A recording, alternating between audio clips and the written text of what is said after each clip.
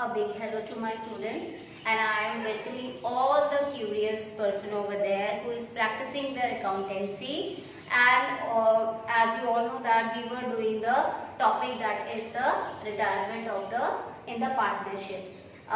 So we have just studied about how to calculate the gaining ratio, then how to evaluate the goodwill. Now we have just reached the topic that is the adjustment of the capital at the time of the retirement. You all know that in the partnership there are partners who run the business for their profits. They just put their efforts, their capitals and do their business, and all of a sudden if one of the partner retired from the firm, it means that their big question arises for the resting ones. It means when one person is leaving the partnership, the question arises about what should be the capital of the present firm. What amount should be there for the capital of the existing partners, or you can say existing partnership business. So today we will try to learn about the methods on which on the basis of that you can do the valuation of the adjustment of the goodwill after leaving a person. After leaving a person, I am repeating it, when the partner retires, a big question arises, and that is a crucial question for the remaining or the continuing partner, that is what should be the ratio of the capital after person exit. So there may be these methods. These are 5 methods according to. First is when the total capital of the new firm is given. Okay.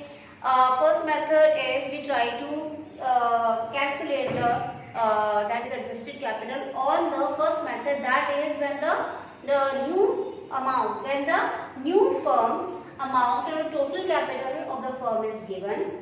How you will do it? It means in the new existing firm, already the amount of the capital is decided. Then you are to calculate that how much the existing partner has to be contributed.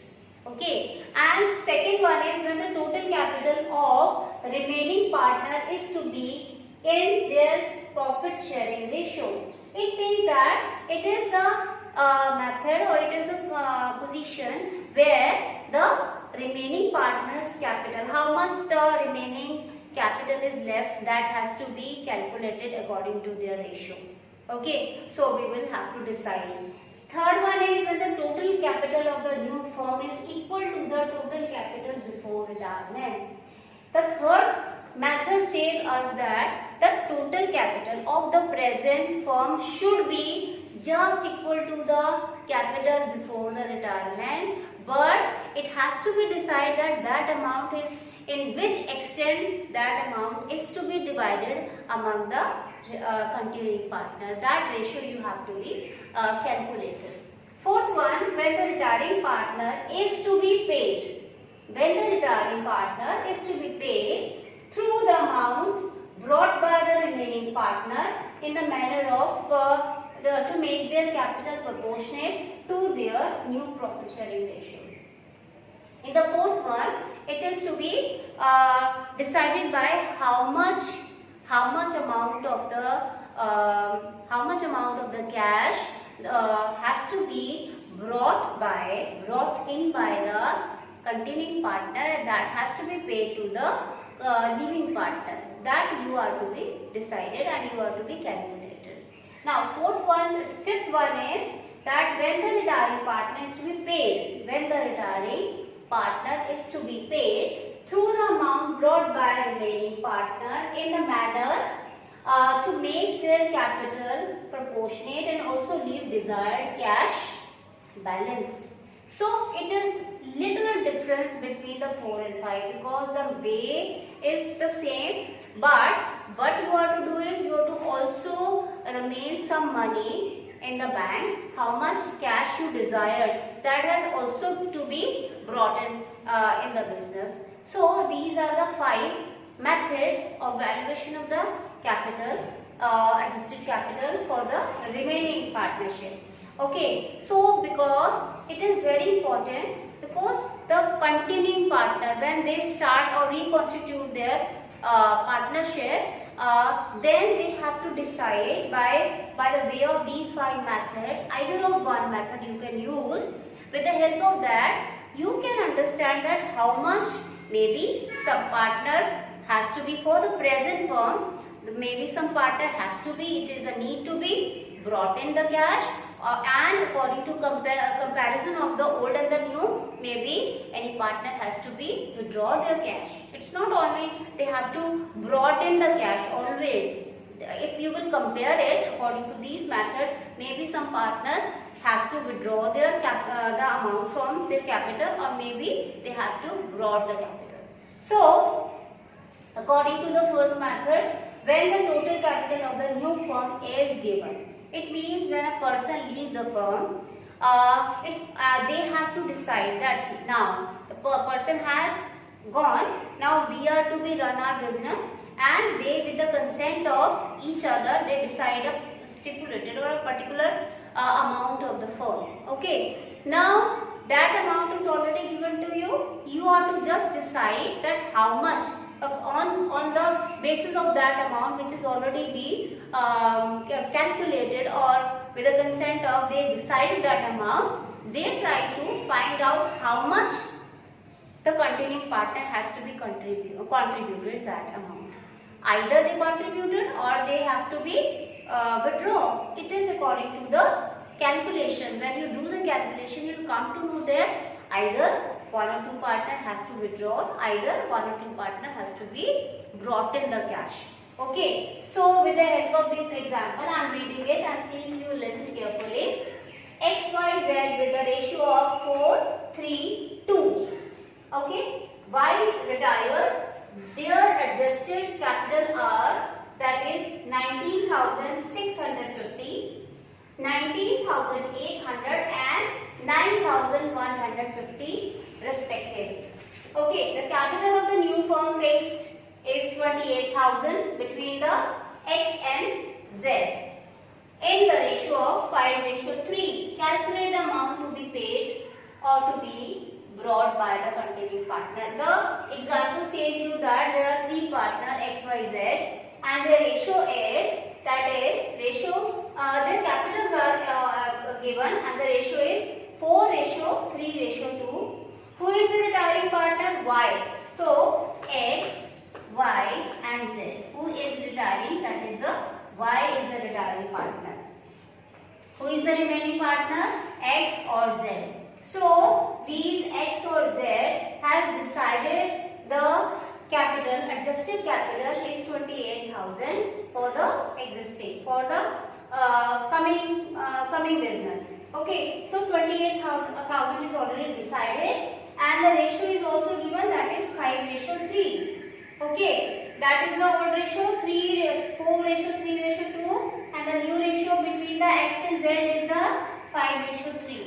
What we want to do is, now see, if we see that we are to calculate the first new ratio, new capital, the amount is given, that is 28,000 for the new capital. You are to divide it in between the, that is the 5:3, which is a new ratio. So here, according to the new ratio, new capital for the X is, that is 17,500, and for the Z, that is 10,500 for the 28,000, which is decided for the new firm. Okay. Now, what is the existing capital that is already there in the question? That is for the X, it was 19,650, and for Z was 9,150. So you are to just deduct the new minus old, existing. You have seen that X has a negative balance of 2,150, and the Z has a balance, that is 1,350. What is in the negative? It means that is actually in the new capital, it has to be less. So it means this 2,150 has to be withdrawn by the X, because the according to the new capital, his share of capital is decreasing from the old one. What was the old? That is the 19,650, and the new decided new amount is 17,500. So 2,150 is actually more. That's why he will withdraw it, because it is coming in a negative form. Whatever which is coming in the negative form in the accountancy, you should take it in a brackets. So for the Z, the existing or new capital becomes 10,500, but the existing was 9,150. So it means 1,350 is more, has to be brought in by the Z. So here X has to withdraw and the Z has to be brought in. And what entry you will pass?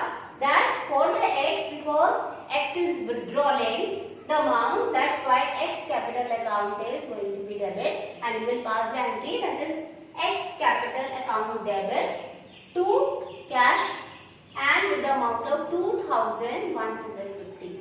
And for the Z, that will be because Z has to brought the capital, has to increase the capital, that's why his account is going to be credited.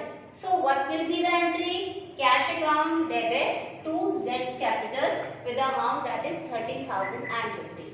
So this is the first method. The second method is the total capital of remaining partner is to be in their profit sharing ratio. So we will do it with the example. So the second method of adjustment of the capital is when total capital of remaining partner is to be there in the new profit sharing ratio. So here in this, what will be the remaining capital will be actually divided with their new profit sharing ratio. Okay, with the help of the example, I try to tell you what is the method.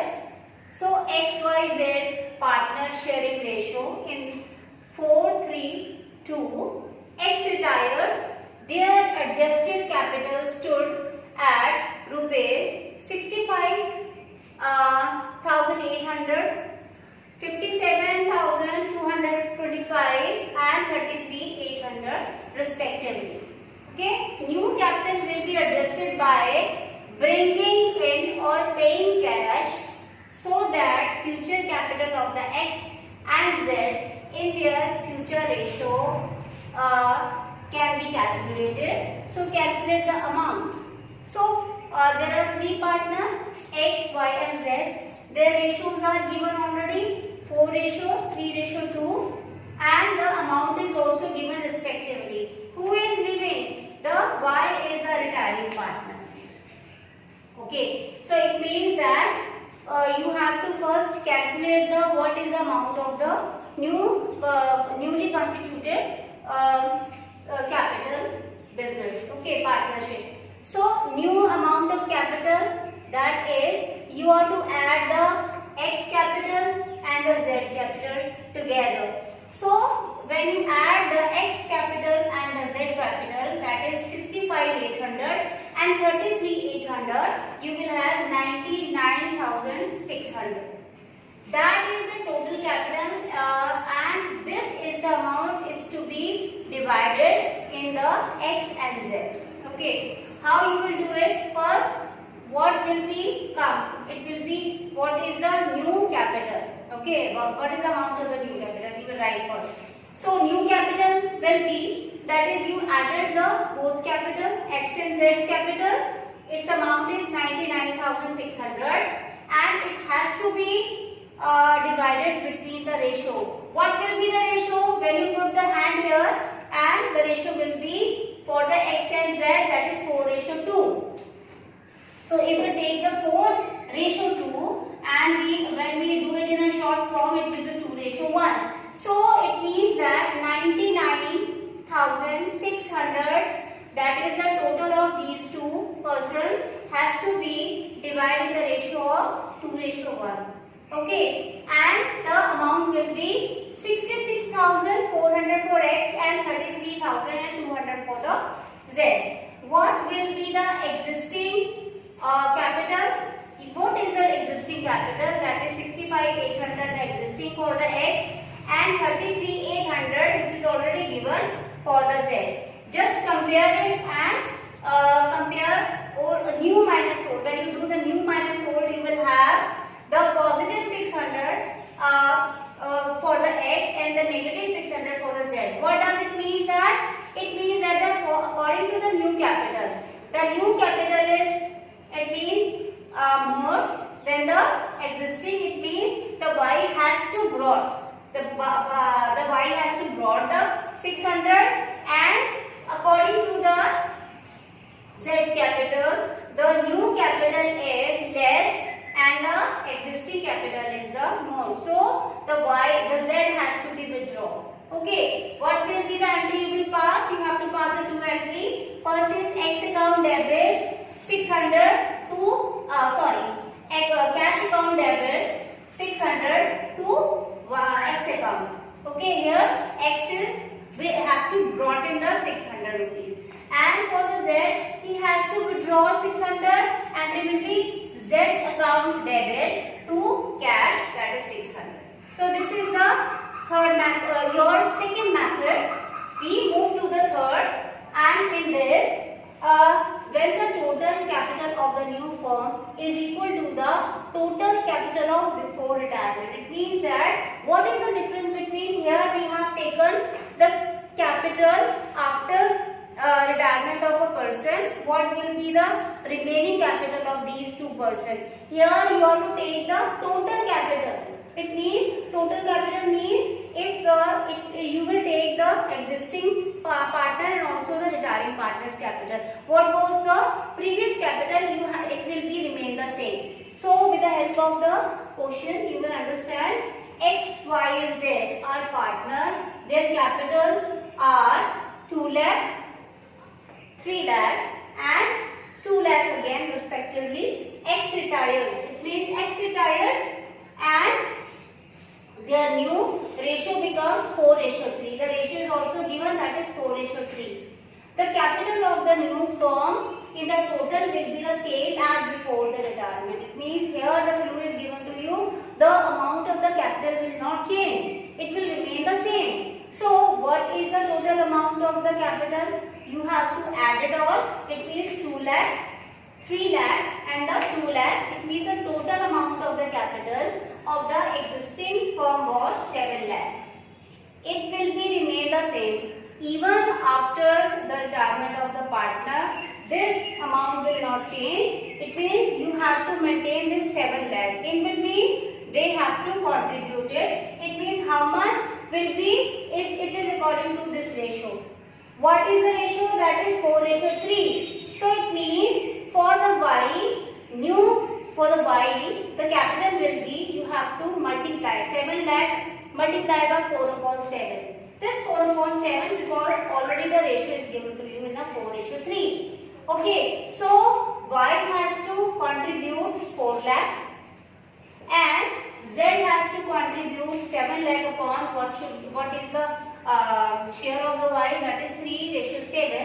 So it will be 4:3. It will be 3/7. So 7 lakh multiplied with this share, you will have the 3 lakh for the Z. So this is the way you will calculate the third formula. Here the capital of the existing firm remain the same as it was in the past when the retiring partner was also the partner. So this is the third ratio. We will move to the fourth and the fifth in the next example.